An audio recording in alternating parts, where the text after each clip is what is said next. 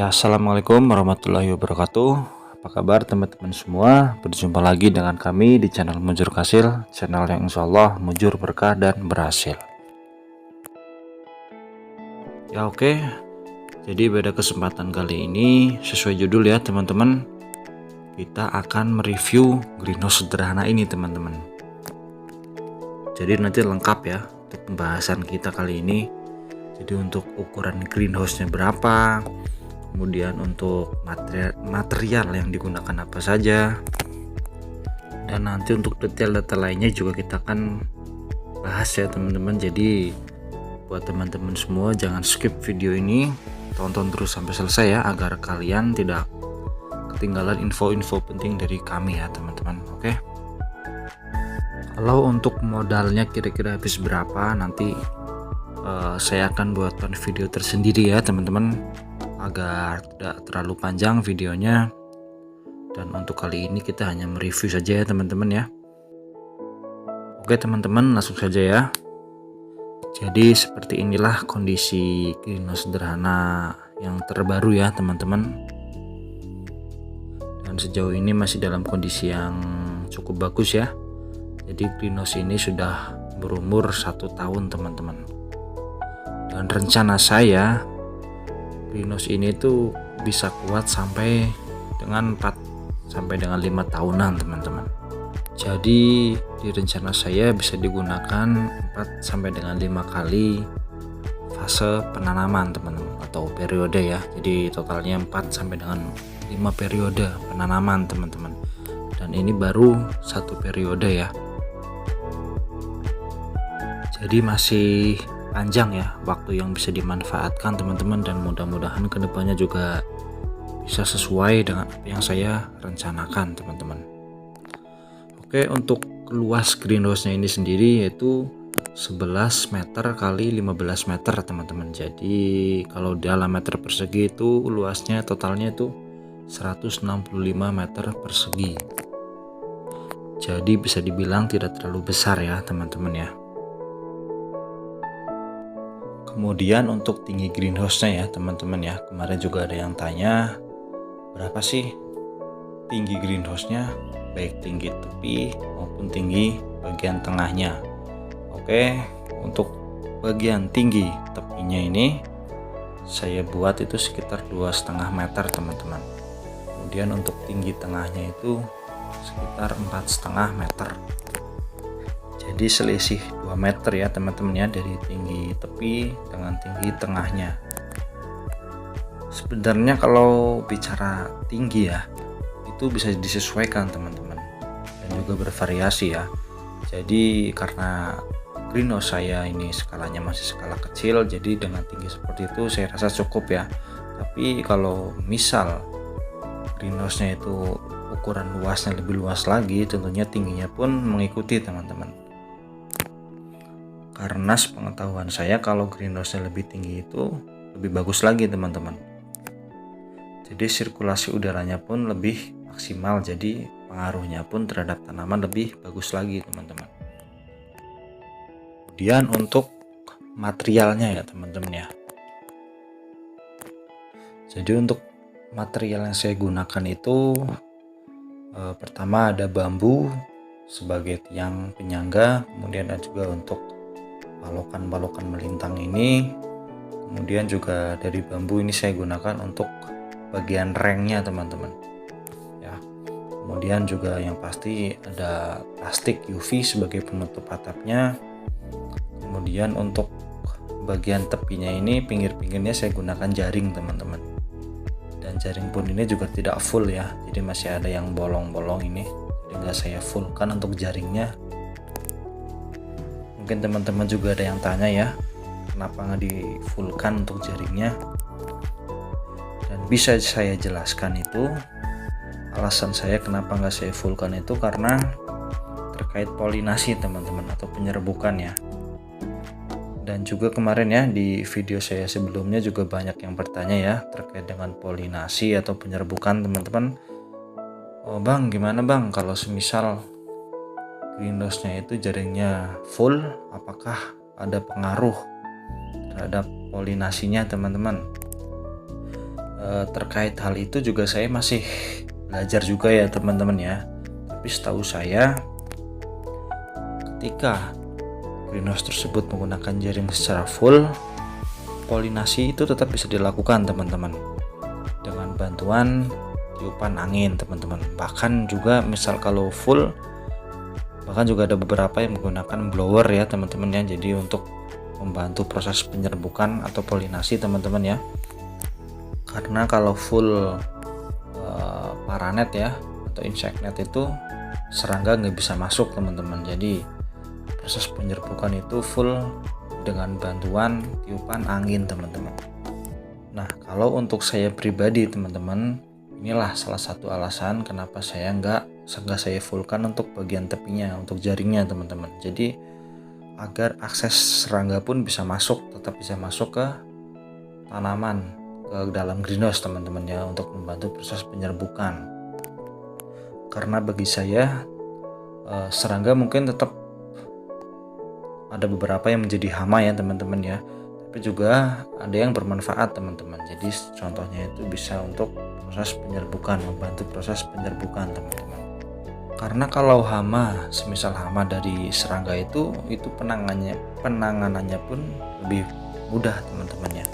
Jadi masih bisa kita tanggulangi lah teman-teman ya, bukan masalah serius ya.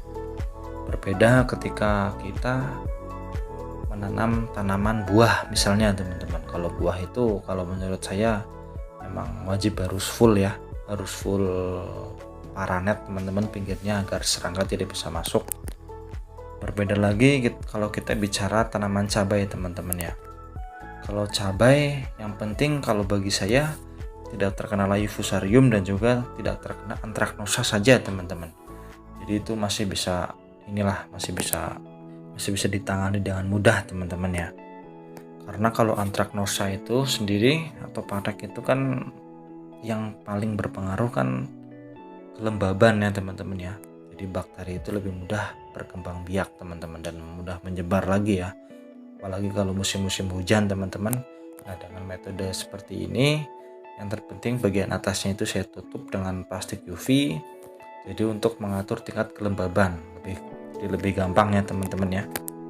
Kelembaban bisa kita atur sendiri dengan proses penyiraman teman-teman. Jadi tentunya pinggir-pinggirnya masih saya biarkan untuk terbuka saja seperti ini ya teman-teman ya. Kemudian untuk material lain teman-teman ya. Jadi material lain juga saya gunakan bentrat dan paku sebagai media pengencangan teman-teman ya, untuk menyatukan antara balokan-balokan ini dengan kolom bambu. Kemudian juga untuk ada peragak ini ya yang berbentuk segitiga seperti ini, itu saya gunakan paku dan juga bentrat teman-teman sebagai pengikatnya ya. Kemudian juga ada plastik teman-teman. Jadi plastik ini saya gunakan di bagian bawah ini, di bawah tiang ini. Untuk plastiknya udah terkubur ya teman-teman, terkubur di dalam tanah. Itu untuk mencegah dari rayap teman-teman ya. Dan juga sebelum tiang-tiang bambunya ini dimasuki plastik, saya olesi dulu dengan oli teman-teman ya. Saya olesi dulu dengan oli bagian bawahnya saja. Kemudian saya tutup plastik, lalu saya ikat rapat, kemudian baru saya kubur di dalam tanah teman-teman ya. Jadi untuk mencegah rayap ya, karena ini bagian terpenting juga teman-teman, bagian vitalnya ya. Jadi saya ulangi lagi, untuk material yang saya gunakan ini, untuk rangkanya ini full bambu ya teman-teman ya. Jadi full bambu, baik dari tiangnya, dari balokan melintang-melintang ini, kemudian untuk peragaknya, dan kemudian juga untuk rengnya, dan itu untuk rangkanya. Kemudian untuk penutup atapnya ini saya gunakan plastik UV teman-teman. Untuk material lain ada bentrat, ada paku sebagai media pengikatnya, dan kemudian juga ada plastik juga ya, yang tadi bisa saya jelaskan, yang terpendam di bawah tanah ini sebagai media penutup kolom bambu ini teman-teman, untuk menghindari rayap ya.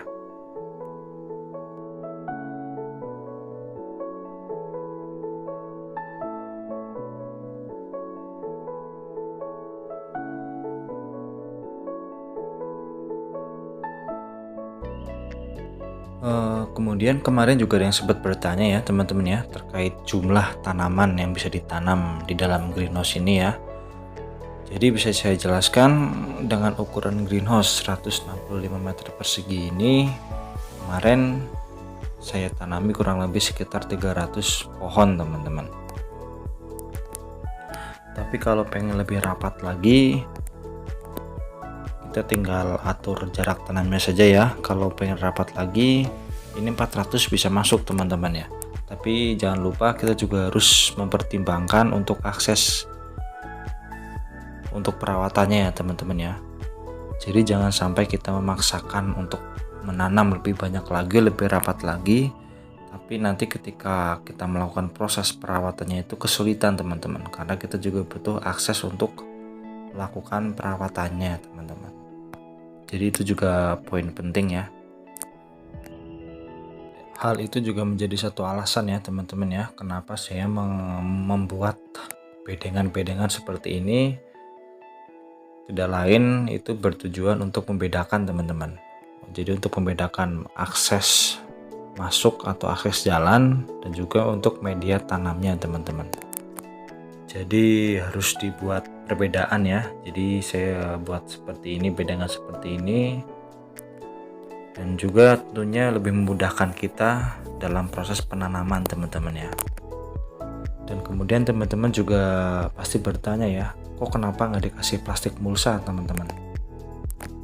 Jadi alasan saya kenapa saya nggak memakai plastik mulsa itu, karena tanah ini itu belum banyak ditumbuhi oleh rumput liar teman-teman. Jadi untuk rumput-rumput di sini itu hanya sejenis bandotan-bandotan saja teman-teman ya. Jadi bukan rumput liar yang susah dikendalikan teman-teman. Jadi masih terjangkau lah teman-teman untuk perawatannya ya. Kita hanya tinggal melakukan penyiangan sekali saja teman-teman. Berbeda ketika sudah ditumbuhi rumput liar ya, itu memang kalau saran saya memang harus pakai mulsa teman-teman ya, untuk menghambat pertumbuhan rumput-rumput liar, karena kalau rumput liar itu sangat susah untuk dikendalikan teman-teman. Berbeda dengan jenis rumput bandotan itu teman-teman ya, itu lebih mudah dikendalikan ya. Jadi kalau tidak memakai plastik mulsa pun tidak terlalu berpengaruh teman-teman. Kemudian yang selanjutnya itu mengenai penyiraman teman-teman ya. Untuk sistem penyiraman ini sendiri saya masih secara manual teman-teman. Jadi saya hanya mengandalkan selang ya, selangnya saya hubungkan dengan keran teman-teman. Tapi kalau teman-teman mau lebih praktis lagi, teman-teman bisa gunakan selang drip ya teman-teman ya. Tapi kalau untuk saya, karena ini skalanya masih skala kecil, jadi secara manual seperti ini masih bisa kejangkau ya teman-teman ya.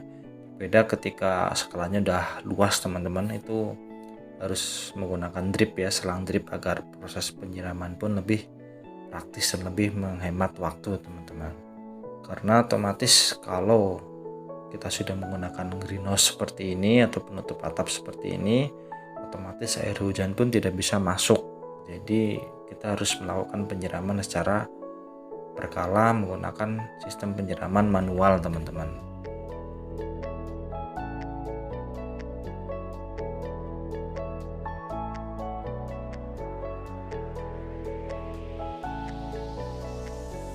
Oke teman-teman ya, mungkin untuk video tentang review greenhouse sederhana ini seperti itu dulu ya teman-teman ya. Mungkin kalau ada yang masih kurang jelas, bisa teman-teman tanyakan di kolom komentar ya teman-teman ya. Dan terkait untuk modalnya habis berapa itu, nanti kita akan bahas di video selanjutnya teman-teman ya. Oke, jadi untuk video review ini saya cukupkan dulu teman-teman, dan apabila teman-teman ada masukan atau saran apapun itu, kita lanjut di kolom komentar teman-teman ya. Jadi kita sama-sama diskusi, sama-sama belajar teman-teman ya. Oke, sekian dulu teman-teman. Apabila ada kesalahan saya minta maaf. Saya akhiri. Wassalamualaikum warahmatullahi wabarakatuh.